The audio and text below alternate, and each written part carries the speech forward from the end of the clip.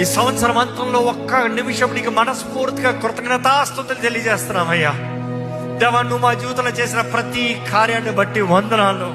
ఈ సంవత్సరం అంతా కాపాడిన విధానం బట్టి వందనాలు చెప్తామా, మనకిచ్చిన జయాలు బట్టి వందనాలు చెప్తామా, తప్పించిన దాన్ని బట్టి వందనాలు చెప్తామా, విడుదలను బట్టి వందనాలు చెప్తామా, దేవుడిచ్చిన అవకాశాలు బట్టి వందనాలు చెప్తామా. మనస్ఫూర్తిగా వందనాలు చెప్పండి. Thank you, thank you, thank you lord.